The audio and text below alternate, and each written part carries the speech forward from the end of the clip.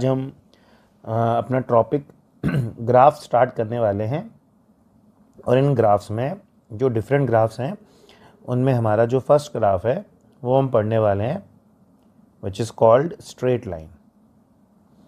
तो graph paper पर जो ग्राफ बनता है वो अलग अलग टाइप का हो सकता है, अलग अलग कर्वेचर का हो सकता है, जिसमें सबसे पहला जो ग्राफ है वो हम पढ़ने वाले हैं straight line. Straight line basically एक लाइन हो गई। कोई भी पर्टिकुलर ग्राफ जब भी किसी ग्राफ पेपर पर बनाया जाता है तो किसी न किसी इक्वेशन को फॉलो करता है। जैसे अगर मैं एग्जाम्पल के तौर पे लूँ कि y इज इक्वल्स टू मान लीजिए 2x है, तो मैं x की वैल्यू 1 पुट करूँगा तो y 2 मिलेगा, x की वैल्यू 2 पुट करूँगा तो y 4 मिलेगा। ग्राफ पेपर पे कुछ रेफरेंस लेते हुए अगर आप इन पर्टिकुलर पॉइंट्स को मेंशन करोगे तो इससे आपको एक कर्व मिलेगा डिफरेंट डिफरेंट पॉइंट्स को जब ज्वाइन करोगे। जैसे कि मान लीजिए एक ग्राफ पेपर होता, मैं x की वैल्यू 1 पे या 0 पे y 0 पाता, 1 पे y 2 पाता, 2 पे y 4 पाता, इन सबको ज्वाइन करता है इन पॉइंट्स को, तो मेरे पास एक पर्टिकुलर लाइन मिल जाती है, एक कर्व मिल जाता है जिसका नाम पड़ता है स्ट्रेट लाइन, जो बेसिकली इस इक्वेशन को सॉल्व करके आया है। इसीलिए कोई भी जो ग्राफ होगा उसकी अपनी कोई एक इक्वेशन होगी। उस पर्टिकुलर इक्वेशन को स्ट्रेट लाइन के लिए हम बाय डिफ़ॉल्ट डिफाइन करते हैं y is equals to mx plus C. तो हमेशा कोई ग्राफ होगा तो किसी न किसी इक्वेशन को फॉलो करेगा और वो इक्वेशन फॉर स्ट्रेट लाइन होती है y is equals to mx plus C. इसमें जो m है ना, ये बेसिकली कहलाता है स्लोप, जो कि लास्ट लेक्चर में पढ़ा है, जो होता था किसी भी पर्टिकुलर लाइन को एक्सटेंड करने पर x एक्सिस से एंटी क्लॉकवाइज डायरेक्शन में बनने वाले एंगल का tan, जो कि आपके पास दो ही तरीके का मिल सकता है, या तो थीटा एक्यूट होगा या तो थीटा ऑब्ट्यूज होगा। अगर थीटा एक्यूट होता है तो स्लोप क्या हो जाएगी हमारे पास पॉजिटिव, और अगर थीटा ऑब्ट्यूज होता है तो हमारे पास स्लोप कैसी हो जाएगी नेगेटिव, क्योंकि tan फॉर एक्यूट एंगल होता है पॉजिटिव और ऑब्ट्यूज एंगल के लिए tan थीटा की वैल्यू होती है नेगेटिव। एंगल वैसे 0 या 90 भी हो सकते हैं, तो वो भी कोई बड़ी चीज़ नहीं है। tan 0 0 होता है और tan 90 इन्फिनिटी होता है, तो वो भी हम देख लेंगे आगे, और ऐसा कुछ नहीं है। मेन बात यही है कि स्लोप जो होती है उसको tan थीटा लिखते हैं। tan थीटा में थीटा एक्यूट होने पर स्लोप पॉजिटिव और ऑब्ट्यूज होने पर स्लोप नेगेटिव। ये जनरल इक्वेशन यहाँ पर है। इसमें जो c है उसी को बोलते हैं हम लोग क्या, y इंटरसेप्ट। y इंटरसेप्ट का मतलब होता है कि y एक्सिस को ये कहाँ पर कट कर रही है, मतलब y एक्सिस को ओरिजिन से कितनी डिस्टेंस पर कट कर रही है, उसी को हम y इंटरसेप्ट कहते हैं। आप इसको ये भी लिख सकते हो, it is just like value of y where x is 0। मतलब y एक्सिस को जहाँ पे कट करेगा वहाँ पर वो डिस्टेंस क्या है ओरिजिन से। y एक्सिस पर x की वैल्यू तो 0 ही होती है, तो बस वो पोजीशन y की कितनी है ऊपर नीचे या ओरिजिन जहाँ से ये स्ट्रेट लाइन पास हो रही होगी उसको c लिखते हैं। c की वैल्यू पॉजिटिव या नेगेटिव हो सकती है, कैसे हो सकती है वो देखते हैं इसके डिफरेंट केसेस के बारे में समझते हुए। तो इसमें हम यहाँ पर सबसे पहले ये डिफाइन करते हैं कि यदि हमारे पास c की वैल्यू 0 हो जाए, एक एग्जांपल लेते हैं कि इंटरसेप्ट c 0 है, तो अगर इंटरसेप्ट c 0 होगा तो उसके लिए हमारे पास दो तरह की स्ट्रेट लाइन होगी। कहाँ से पास होगा, c 0 होने का मतलब ही यही है कि y पे कहीं पे भी कट नहीं कर रहा है, मतलब ये ओरिजिन से पास कर रहा है। तो c 0 का मतलब एक स्ट्रेट लाइन बनाऊंगा जो कि ओरिजिन से पास हो रही है। तो क्या केवल यही स्ट्रेट लाइन पॉसिबल है या फिर एक और स्ट्रेट लाइन हो सकती होगी? ज़रा सोचिए। y और x ये मैं ड्रॉ कर रहा हूँ, जिसमें से एक ये स्ट्रेट लाइन हो सकती है तो एक ये भी स्ट्रेट लाइन हो सकती है। अब दोनों स्ट्रेट लाइन को देखेंगे अगर, तो दोनों के लिए एंगल घूमा एंटी क्लॉकवाइज सेंस में थीटा, एंगल घूमा एंटी क्लॉकवाइज सेंस में थीटा, जिसमें से इस वाले केस में स्लोप कैसी मिलेगी आपको पॉजिटिव और इसमें स्लोप मिलेगी नेगेटिव। मतलब ये है कि c 0 है, मतलब कहाँ से निकलेगी स्ट्रेट लाइन ओरिजिन से, लेकिन स्लोप पॉजिटिव वाली भी हो सकती है और स्लोप नेगेटिव वाली भी हो सकती है। जैसे कि फॉर एग्जांपल अगर मैं बोलता y is equals to let's say 4x, तो ये एक एग्जांपल हो गया जिसमें c 0 है लेकिन स्लोप कैसी है पॉजिटिव। या फिर दूसरे वाले का एग्जांपल लिखता, मान लो y is equals to -3x, जिसमें c 0 है बट स्लोप कैसी है यहाँ पर -3, मतलब नेगेटिव। तो आप समझ सकते हैं कि इंटरसेप्ट 0 होने पर ये दो पॉसिबिलिटीज़ हैं, जिनमें एक बार स्लोप पॉजिटिव और एक बार स्लोप क्या मिलती है हमें नेगेटिव, और उनके कुछ एग्जांपल्स भी साथ में हम ऐसे बना सकते हैं। तो एक ये चीज़ आप नेक्स्ट इसमें नोट डाउन कर लेंगे। फिर इसके बाद हम जब आगे बढ़ेंगे तो उसमें एक नेक्स्ट केस समझेंगे जिसमें मान लेते हैं कि अब जो c है वो मेरे पास है पॉजिटिव। तो नेक्स्ट केस में मैंने कर दिया इफ़ सी इज़ पॉजिटिव। अगर सी पॉजिटिव है तो इस केस के लिए यदि सॉल्व किया जाए तो यहाँ पर आप देखेंगे कि दो पॉसिबिलिटी कैसी हो सकती हैं स्लोप पॉजिटिव और नेगेटिव के लिए, जिसमें यहाँ पर ये एक्स एक्सिस, ये वाई एक्सिस, अगर इसके लिए मैं इंटरसेप्ट सोचूं तो पॉजिटिव मतलब ये कहीं यहाँ से पास होगा। इस पॉइंट से पास होने वाली स्ट्रेट लाइन दो पॉसिबल हैं, जैसे एक ये वाली स्ट्रेट लाइन भी पॉसिबल है और एक स्ट्रेट लाइन जो मैं दूसरी बनाने वाला हूँ वो भी पॉसिबल है। कैसे? अगर मैं इसी इंटरसेप्ट पॉजिटिव से एक ये वाली स्ट्रेट लाइन को दिखाऊं। अब इन दोनों लाइन के लिए देखिए, इस वाले में एंगल आपको एक्यूट मिलेगा और इस वाले में एंगल आपको ऑब्ट्यूज मिलेगा। मतलब ये वो केस है जिसमें स्लोप क्या थी? पॉजिटिव, और ये वो केस है जिसमें स्लोप थी नेगेटिव। मतलब इंटरसेप्ट पॉजिटिव होने के दो केस, जिसमें इंटरसेप्ट पॉजिटिव मतलब ओरिजिन से ऊपर से स्ट्रेट लाइन पास होगी, एक बार पॉजिटिव स्लोप की तो एक बार नेगेटिव स्लोप की। जिसका एग्जाम्पल अगर देखा जाए तो मान लीजिए मैं यहाँ पे एग्जाम्पल लिखता हूँ 4x + 2। तो आप देख सकते हैं +2 से इंटरसेप्ट तो पॉजिटिव है और स्लोप भी कैसा हो गया इसमें? पॉजिटिव। एक और एग्जाम्पल लेता हूँ, तो यहाँ पे मान लीजिए मैं लिख लेता हूँ -3x + 4। स्लोप देख सकते हैं नेगेटिव है बट इंटरसेप्ट सी कैसा आ रहा है? पॉजिटिव। तो ये हमारा दूसरा केस हो सकता है जिसमें इंटरसेप्ट सी पॉजिटिव होगा यदि, तो उसको ऐसा करेंगे। आई होप ये भी आपको समझ में आया होगा, इसको भी नोट डाउन करेंगे।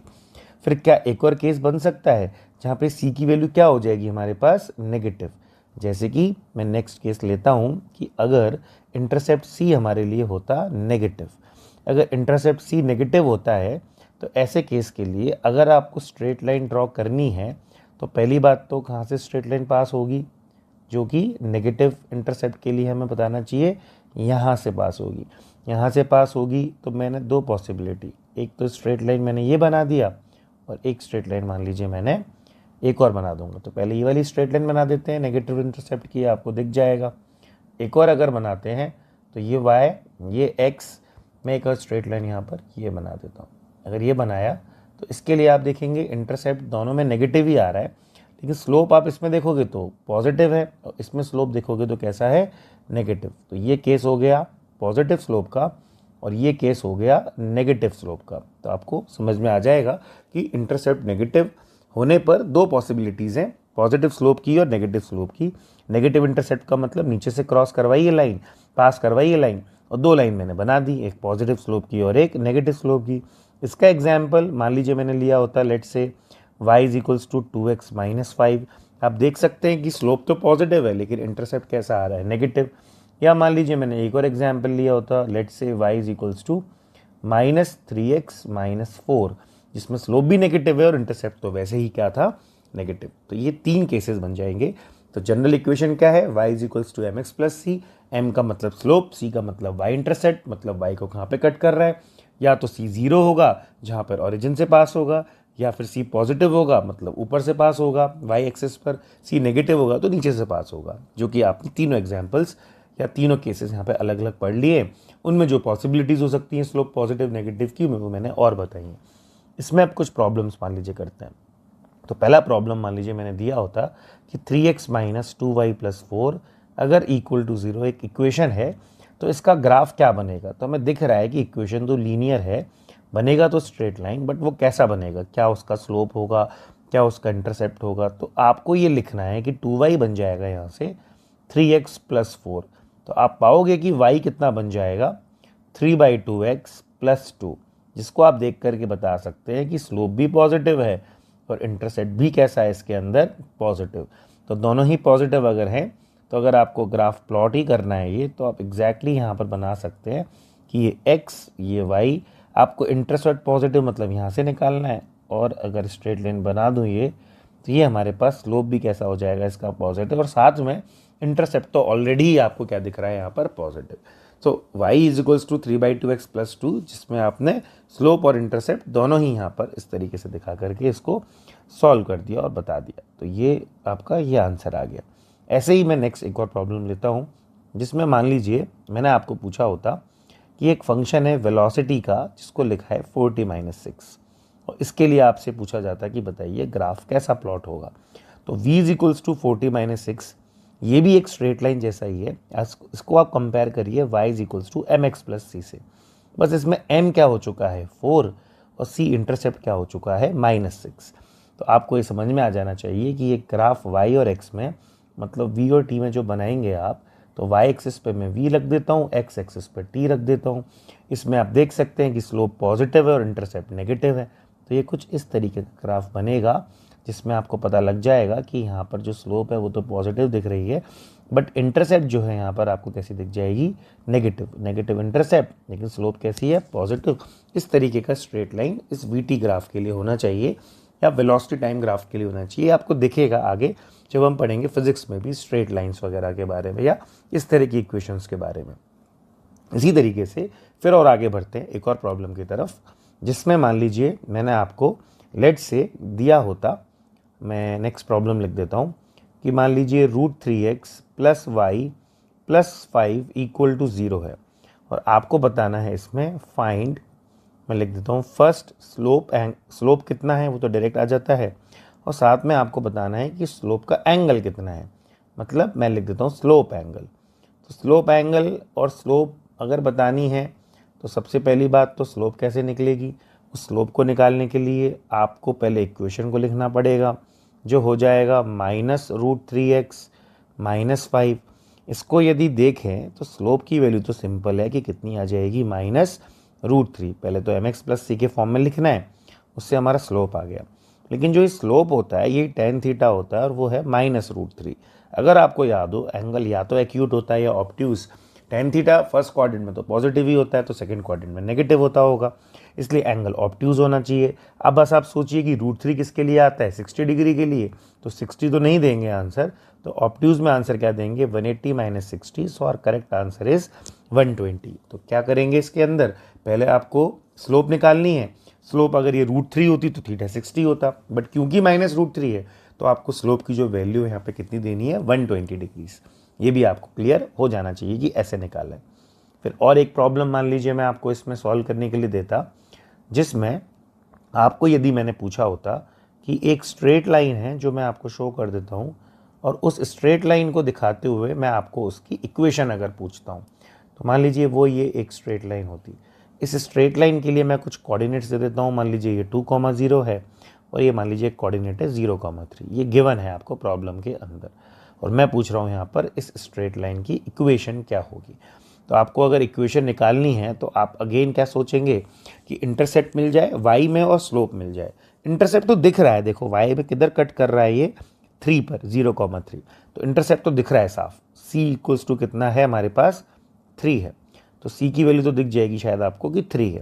लेकिन अगर स्लोप देखना है मुझे, तो स्लोप के लिए मुझे या तो एंगल देखें, बट थोड़ा टाइम टेकिंग होगा।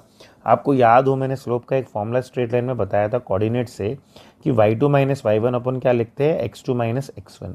क्या डिफरेंस है y2 - y1 अगर निकालें, आप इसको मान लीजिए x1 y1, इसको x2 y2, तो मैं लिख सकता हूँ 3 - 0, लेकिन डिवाइडेड बाई आएगा 0 - 2, तो आंसर आ गया -3/2। ये हमारा फॉर्मूला था स्लोप का। तो एक बार स्लोप आ गई और इंटरसेप्ट आ गई तो y = क्या फॉर्मूला होता है, क्या इक्वेशन होती है, mx + c।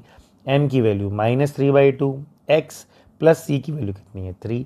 So our correct equation is -3/2x + 3, या मैं इसको ऐसे लिख देता हूँ y = -3/2x + 3। आप इसको और भी ज़्यादा सिंप्लीफाई कर सकते हैं, आगे जो भी इक्वेशन या जो भी आंसर वगैरह होगा वो आप बिल्कुल बना सकते हैं। ईजी है, आसानी से इसका जो रिजल्ट है वो दिया जा सकता है, आंसर बनाया जा सकता है।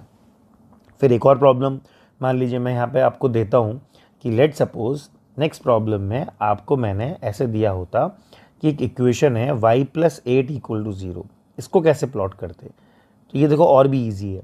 अगर y + 8 0 है तो आप इसको लिखिए y = कितना हो चुका है, -8। y + 8 0 है तो y की वैल्यू हो चुकी है -8, और y अगर -8 है तो आप इसको सोचिए ज़रा कि अगर प्लॉट करना है तो ये कैसा ही दिखता होगा। y की वैल्यू -8 को अगर सोचा जाए तो आप देखो ये x ये y की वैल्यू यहाँ तो 0 होती है, ऊपर जाऊँगा तो पॉजिटिव, नीचे आऊँगा तो नेगेटिव। तो नीचे आने पर मान लीजिए मैं यहाँ पे आया, यहाँ पे मान लीजिए डिस्टेंस 8 है नीचे, तो -8 हो गया।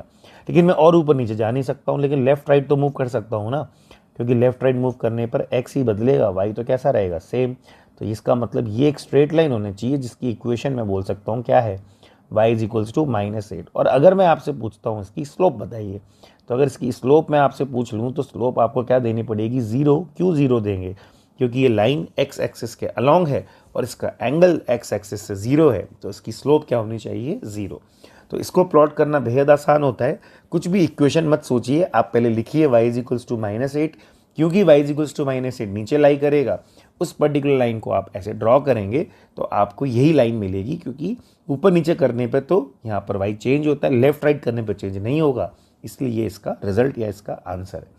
ऐसे ही अगर आपको मान लीजिए किसी ने इक्वेशन लिख के दे दी होती कि प्लॉट x - 3 इक्वल टू 0, इसका क्या ग्राफ बनेगा, तो ये भी बेसिकली स्ट्रेट लाइन को ही बताएगा, बट ये कैसी स्ट्रेट लाइन है इसको अगर सोचा जाए, इसमें आप देखोगे कि x - 3 इक्वल टू 0 है, तो x की वैल्यू कितनी मिल जाएगी आपको, 3। और अगर x की वैल्यू 3 मिल चुकी है, इसको यदि प्लॉट किया जाए तो आप थोड़ा सोचिए, दिमाग लगाइए कि यहाँ पे क्या करना पड़ेगा।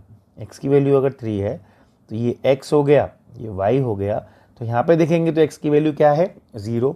x की वैल्यू 1, आगे की तरफ माइनस में चलेंगे लेफ्ट, तो राइट में चलते हैं। तो राइट में चलते चलते मैं पहुंचा इस पॉइंट पर, ये है x की वैल्यू 3, और इस x की वैल्यू 3 के आगे आप पीछे नहीं जा सकता हूँ, ऊपर नीचे मूव कर सकते हैं, क्योंकि वहाँ पे x की वैल्यू क्या ही बनी रहेगी, 3 बनी रहेगी। तो ये एक स्ट्रेट लाइन हो गई ये वाली, जिसको हम इक्वेशन वाइज लिख रहे हैं x इक्वल्स टू 3। और अगर इसकी स्लोप आपसे पूछी जाए तो आप इसको लिखेंगे tan ऑफ 90, क्योंकि ये स्ट्रेट लाइन एंगल कितना बना रही है पॉजिटिव एक्स एक्सिस से, 90। सो tan 90 डिग्री की वैल्यू होती है infinity. So our correct answer is infinity. मतलब इस पर्टिकुलर लाइन को भी प्लॉट कर सकते हैं। x + 3 0 होता तो x की वैल्यू -3 आती, यही लाइन लेफ्ट में आती वर्टिकल। तो कभी y इक्वल टू या x इक्वल टू कुछ ग्राफ बना आ जाए तो आप उसके लिए भी उसकी प्रॉपर ग्राफ को प्लॉट कर सकते हैं। तो एक ये प्रॉब्लम भी कर सकते हैं। एक लास्ट चीज़ मैं आपको नोट डलवा के लिखवा देता हूँ कि अगर दो परपेंडिकुलर लाइन हो, ऐसी दो लाइंस हो जो कि आपस में कैसी नहीं हो, परपेंडिकुलर, और उनका यदि आपको पूछा जाए स्लोप का मल्टीप्लिकेशन तो वो क्या होता है, तो इसको भी हम प्रूफ कर लेते हैं। बाकी एज अ रिजल्ट आप याद रख लेना, ये हमारे लिए कहीं पर या कुछ जगहों पर यूज़ होता हुआ नज़र आता है। तो 2 परपेंडिकुलर लाइंस वाले केस में मैंने एक लाइन बना दी यहाँ पे, जिसका एंगल, ये फर्स्ट लाइन जो बन रहा है यहाँ से, लेट्स से थीटा। फिर मैं एक और कोई लाइन ले लेता हूँ मान लीजिए, तो उसके लिए हम थोड़ा कलर चेंज कर लेते हैं यहाँ पे। तो मान लीजिए कि नेक्स्ट जो है यहाँ पर एक और मैं लाइन ले लेता हूँ जो कि ये है मान लीजिए। तो ये एक लाइन मैंने लिया, नेक्स्ट रेड वाला। इसके लिए अगर आप देखें तो ये दोनों परपेंडिकुलर बोल रहा हूँ, तो दूसरा एंगल कितना हो जाएगा ये पूरा, क्या ये 90 + थीटा नहीं होना चाहिए सेकंड लाइन के लिए। देखिए आप, ये वाली जो लाइन है ये थीटा है, तो ये वाला कितना हो जाएगा 90 + थीटा, क्योंकि ये वाला जो एंगल था ये 90 होना चाहिए, तभी इन दोनों को हम परपेंडिकुलर बोल रहे हैं। तो इसका मतलब अब अगर सॉल्व किया जाए तो स्लोप m1 क्या लिखेंगे आप, tan थीटा, और m2 क्या लिखेंगे, tan ऑफ 90 + थीटा। क्या होता है tan ऑफ 90 + थीटा, ये आप जानते हैं ट्रिग्नोमेट्री में 90 आता है तो tan कन्वर्ट हो जाता है कॉट में, क्योंकि सेकंड क्वाड्रेंट में तो माइनस आएगा, क्योंकि tan सेकंड क्वाड्रेंट में नेगेटिव होते हैं। तो आप देखेंगे कि m1 की वैल्यू आ रही है tan थीटा और m2 की वैल्यू आ रही है tan ऑफ 90 + थीटा, मतलब माइनस कॉट थीटा। और यदि मैं मल्टीप्लाई कर दूं m1 और m2 को, तो tan थीटा कॉट थीटा में कॉट थीटा 1/tan थीटा होता है, माइनस रह जाएगा, तो m1 × m2 आपको क्या मिल जाएगा, -1। इसलिए याद रखें कि जब भी दो लाइंस परपेंडिकुलर होती है आपस में, तो उनका मल्टीप्लिकेशन ऑलवेज हमारे लिए कितना ही मिलता है, -1 के बराबर। तो ये हमारे लिए स्ट्रेट लाइन ग्राफ के रिगार्डिंग सारी चीज़ें इस तरह से कवर हो जाएंगी।